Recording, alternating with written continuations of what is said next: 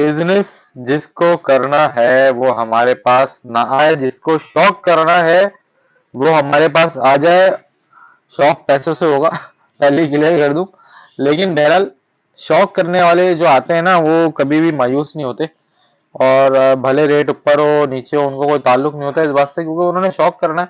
जैसे बर्गर का शौक, खाने का शौक, पीने का शौक, नहाने का शौक, अच्छी गाड़ी, अच्छी घड़ी, अच्छी चीजें पहनने का शौक, तो ये सारे शौक जब बंदा करता है तो उसमें ये थोड़ी बोलता है कि मुझे नुकसान हो गया।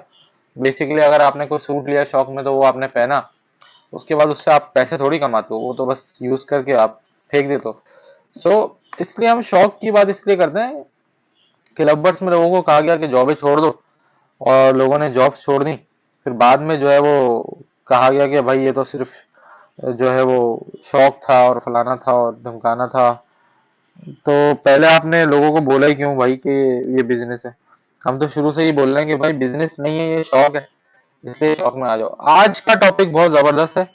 जो बड़े बड़े ब्रीडर्स, जो बड़े बड़े नामवर लोग होते हैं बर्ड्स की दुनिया में, वो अपनी मालूमात सबको नहीं देते, अपना उस्तादी, अपनी हुनर सबको नहीं देते। तो जाहिर बात है उन्होंने बरसों में ये चीजें सीखी होती हैं। अगर वो आपको सब कुछ बता देंगे तो आप भी उनके बराबर आ जाओगे। कोई भी इंसान ये नहीं चाहता कि यार अगर कोई मैंने चीजें मेहनत से सीखी हैं तो दूसरा बंदा जो है वो मेरी मेहनत का फायदा उठा के मुझसे आगे निकल जाए। ठीक है, ये नॉर्मल सी बात है। एक इंसान के अंदर ये सलाहियत होती है। एक सॉरी एक इंसान के अंदर ये सलाहियत बोल रहा हूँ, एक इंसान के अंदर ये वो होता है, कहने का मकसद क्या क्या होता है, हाँ एक इंसान के अंदर सही, हाँ ये सही है। तो एक इंसान के अंदर कोशिश ये करता है इंसान कि वो अपनी नॉलेज ना दे बल्कि लोगों से पैसा कमाए, जो नॉलेज उसने सालों में सीखी है। अब लेकिन बात यह है कि तैमूर भाई को अल्लाह का शुक्र है, ऐसी कोई लालच नहीं है किसी से। हमारा मकसद है हम लोगों को शौक कराएं, और शौक में जो नॉलेज हमने सालों में, सदियों में, 10-10 साल, 20-20 साल, 30-30 साल लगा लगा के सीखी है, वो हम आपको फ्री फंड में जो है वो आज प्रोवाइड करें। सवाल ये होता है लोगों का कि किस नर को लगाएं और किस मादा को लगाएं तो क्या रिजल्ट आता है ना। ये अक्सर लोग ये पूछते हैं कि तैमूर भाई इस कलर को इस कलर से लगाऊं तो क्या आएगा, या कुछ लोग पूछते हैं यार मैं इस वाली म्यूटेशन को इस वाली म्यूटेशन से लगाऊं तो क्या आएगा। तो ये सारे सवालों के जवाबात देने के लिए आज का टॉपिक है जेनेटिक कैलकुलेटर। ये गूगल पे लिखेंगे आप genetic calculator for budgerigars, for lovebirds, for finches, for cockatiels, for any bird, तो आपको ये मिल जाएगा। लेकिन मसला ये है कि जो लोग समझते हैं इस काम को उनको ही पता है कि जेनेटिक कैलकुलेटर क्या है क्या नहीं है। अदरवाइज आम बंदे को, जो नॉर्मल ब्रीडर है, उसको नहीं पता कि जेनेटिक कैलकुलेटर क्या होता है, ये किस तरह से यूज करते हैं और इसके जरिए से हम क्या क्या फायदे उठा सकते हैं। तैमूर भाई ये वाला नल लगाया है, ये वाली मादी लगाई है, क्या रिजल्ट आएगा बता दें।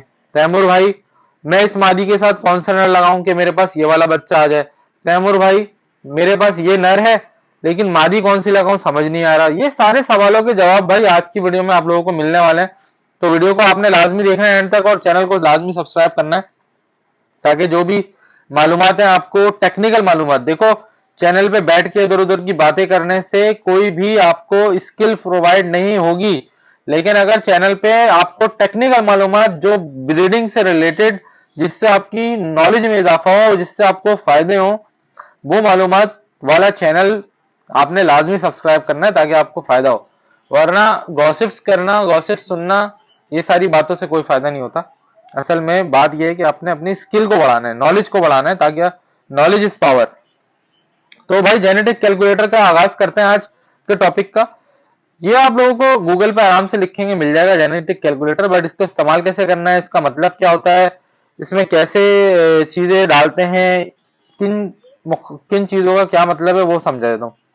देखो ये पहले तो आप लोगों को सबसे ऊपर लिखा हुआ नजर आ रहा होगा जेनेटिक कैलकुलेटर 1.3। ये नाम है इसका। स्पीशीज बर्डजीगर्स, मेलोपिस्टा एंडलूस्टा एंडलूटस। आपको आसान अल्फाज में ये बर्डजीगर्स की म्यूटेशन बता रहा है।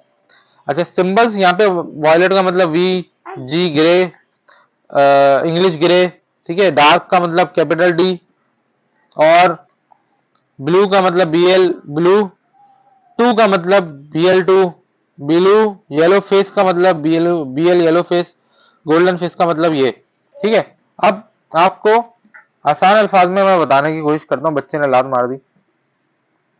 आसान अल्फाज में बताने की कोशिश कर रहा था कि ये सारे सिंबल्स हैं। अच्छा आपका इनसे लेना देना नहीं है, इसके आगे म्यूटेशन का नाम लिखा हुआ है तो आपको जरूरत नहीं है कि ये क्या है, ये सिर्फ इसकी शॉर्ट फॉर्म है, लेकिन फिर भी मैंने बता दी कि ये इसी के शॉर्ट फॉर्म बनाई हुई है, ठीक है। तो इससे आपको कोई टेंशन नहीं होनी चाहिए कि तैमूर भाई इस कॉलम का मतलब क्या है। इस कॉलम का मतलब सिर्फ इसकी शॉर्ट फॉर्म है और कुछ नहीं है, दैट्स इट। अच्छा अब आ जाओ म्यूटेशन। म्यूटेशन का नाम लिखा हुआ है, अगर कोई वॉयलेट बर्ड है वो वॉयलेट म्यूटेशन हो गई, ग्रे हो गई, इंग्लिश ग्रे हो गई, डार्क ब्लू हो गई, और नीचे आते जाओगे ना तो यहाँ पे स्ट्रक्चर लिखा हुआ है और यहाँ पे लिखा हुआ है सेक्स लिंक रिसेसिव, रिसेसिव पाइड्स, सारी चीजें लिखी हैं, ठीक है। अब आ जाओ ये वाला कॉलम में सारे म्यूटेशन के नाम खुद ब खुद लिखे हुए हैं, तो आपको कोई टेंशन की बात नहीं है। क्लियर विंग, ग्रे विंग, जो क्लियर विंग है वो हमारे रेनबो कैटेगरी है, ग्रे विंग में रेनबो की कैटेगरी में आ जाएगा, ठीक है। सो ये सारे वो नाम खुद ही लिखा हुआ दे रहा है। अच्छा अब आ जाओ इनहेरिट मोड। इनहेरिट मोड ये आपके काम का कॉलम नहीं है, इसको हटा देते हैं। ये मुझे खुद भी ज्यादा नॉलेज नहीं है, तो मैं गलत नॉलेज देने इसके बजाय इस वाले कॉलम को स्किप इसलिए कर रहा हूं क्योंकि इसका अभी कोई फायदा नहीं है बढ़ाने का पढ़ाने का। ये बेसिकली ना कहां से बर्ड्स ड्राइव हुआ है ये वो बात लिख रहा है, इसका इतना जरूरत नहीं है, इस कॉलम की इतनी जरूरत नहीं पड़ेगी। अच्छा अब आ जाए 1 और 0.1 का मतलब क्या होता है। देखो टेक्निकल नॉलेज जिसको होती है वही सिर्फ ये नॉलेज जानता है। 1 का मतलब होता है नर, यानी कि मेल। नर मेल को 1 कहते हैं और 0.01 कहते हैं फीमेल को। किसको? फीमेल को। अगर आपने कहीं लिखा देखा 1 तो समझ जाओ कि नर की बात हो रही है, और अगर 0.01 का मतलब फीमेल की बात हो रही है, ठीक है। यानी कि नर यहाँ पे आएगा, मादी यहाँ पे आएगी, यानी कि ये दो कॉलमों में डिवाइड हुआ है। यानी कि जब आप नर लगा रहे होगे तो आप ये वाला कॉलम यूज करोगे, मादी लगाओगे तो ये वाला कॉलम। अब आप बोलोगे यार तैमूर भाई ये यूज कैसे करेंगे, इसके बीच बीच में अंडे भी बने हुए।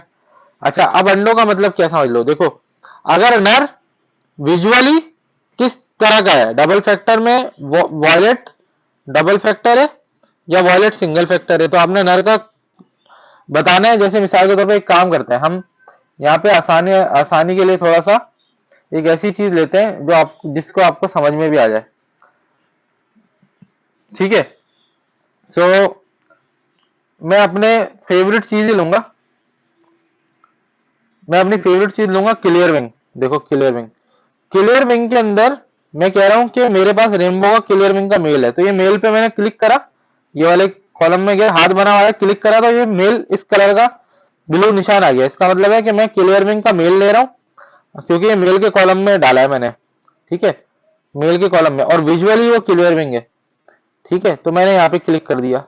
अच्छा अगर वो क्लियर विंग किसी का स्प्लिट है, यानी कि वो है तो विजुअली क्लियर विंग लेकिन वो किसी का स्प्लिट है, तो आपने यहाँ पे उसकी इंफॉर्मेशन भी देनी है कि भाई वो स्प्लिट है डाइल्यूट का, तो ये आपने डाइल्यूट का स्प्लिट बना दिया उसे, यानी कि खुद वो क्लियर विंग है और स्प्लिट है डाइल्यूट का, ठीक है। ये आपने नर की दो इंफॉर्मेशन दी कि वो देखने में, यानी कि विजुअल का मतलब होता है कि वो फिजिकली देखने में खुद क्लियर विंग है, और दूसरा कॉलम में बताया आपने कि वो स्प्लिट, यानी कि वो उसके दादा वादा कौन से थे, डाइल्यूट थे। आपने ये बात बता दी, नर की इंफॉर्मेशन दे दी।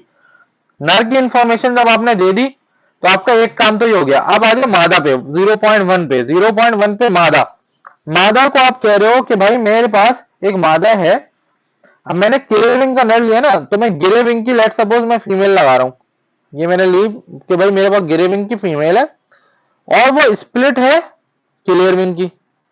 अब मैंने मादा की इंफॉर्मेशन कह दी कि ग्रे विंग की वो खुद है विजुअली, और स्प्लिट किसकी है, वो क्लियर विंग की, ठीक है।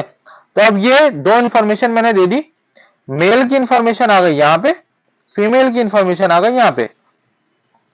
तो अब इसके बाद नीचे लिखा हुआ है जनरेट। जनरेट का मतलब है कि नर डाल दिया, मादा डाल दिया, अब इसका रिजल्ट क्या आएगा वो जनरेट कर दो।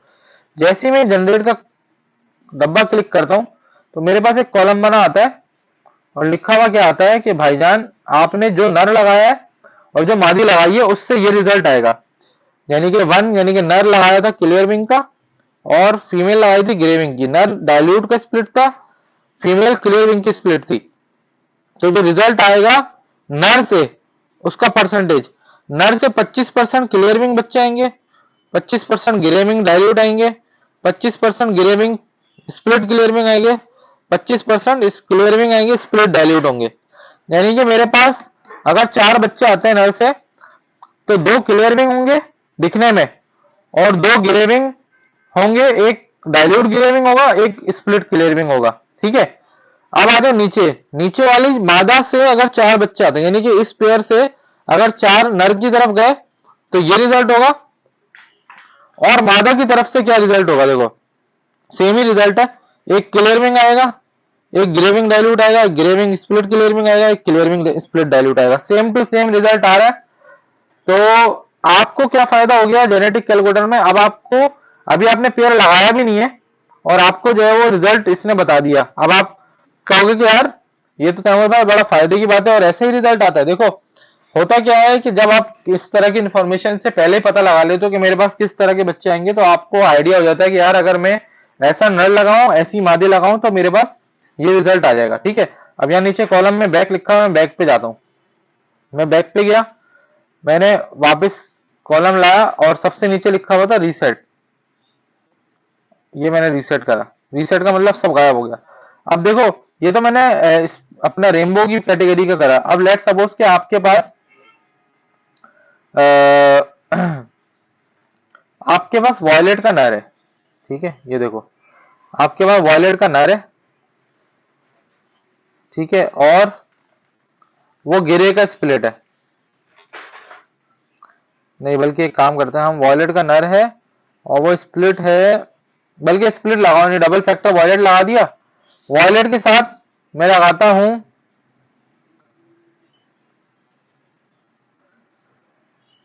वॉयलेट के साथ क्या लगेगा, वॉयलेट के साथ मैंने फीमेल लगा दी गिरेगी, लेट सपोज डबल फैक्टर गिरेगी। अब मैं देखता हूं कि इनका रिजल्ट क्या आता है।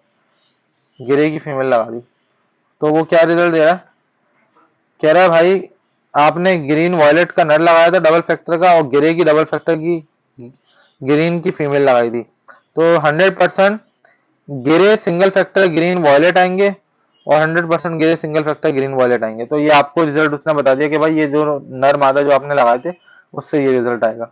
अब आप इसके साथ खेलते रहो जिस तरह के आपके नर है। आप जैसे इसने लिखा हुआ सेक्स लिंग में इनो, इनो का मेल है, इनो आपने कहा कि भाई मेरे पास नर है इनो, और आपने कह दिया भाई कि मेरे पास पाइट की फीमेल है डबल फैक्टर की। तो इसका क्या रिजल्ट आएगा, ये हमने जनरेट करा तो भाई इसने रिजल्ट बता दिया कि भाई इसमें क्या फायदा होगा कि भाई ऑस्ट्रेलियन पाइट ग्रीन वॉयलेट आएंगे और सिंगल फैक्टर ऑस्ट्रेलियन पाइट आएंगे। तो ये सारी इंफॉर्मेशन आपको पहले ही बता दी कि नर ये लगाओ मादा ये लगाओ। इस तरह ना मल्टीपल जेनेटिक कैलकुलेटर है, ये तो मैंने आपको एक एक बताया ना। इस तरह मल्टीपल जेनेटिक कैलकुलेटर्स हैं जो आप यूज कर सकते हो। आप गूगल पे लिखोगे ये तो एक कैलकुलेटर मिला तो मैंने आपको समझा दिया। अब इस तरह मल्टीपल मिलते हैं इसमें, जैसे आप black fish black wing genetic calculator Google पे लिख सकते हो कि भाई आप गूगल पे गए, आपने कहा भाई जेनेटिक कैलकुलेटर, यार नेट बड़ा स्लो चलता है तो ओए है आज तो ख्वाही हो गई। अच्छा चलो भाई नेट नहीं चल रहा। तो आई होप कि भाई ये चीजें तो समझ में आ गई होंगी आपको कि जेनेटिक कैलकुलेटर कैसे काम करता है।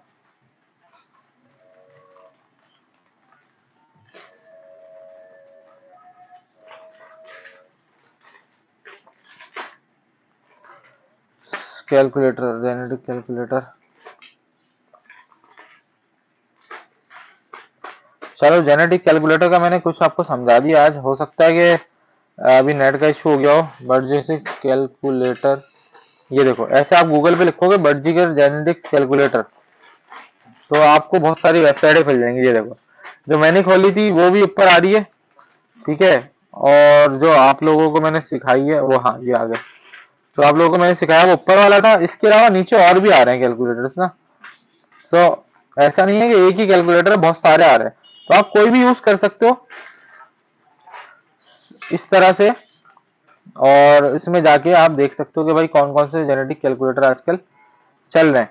सो आई होप कि भाई आज की जो वीडियो है वो आपके लिए बहुत ही फायदेमंद रही होगी, बहुत ही नॉलेजेबल रही होगी, क्योंकि बहुत एडवांस लेवल की नॉलेज होती है। इस तरह से कोई सिखाता ही नहीं है, ना पढ़ाता है ना बताता है।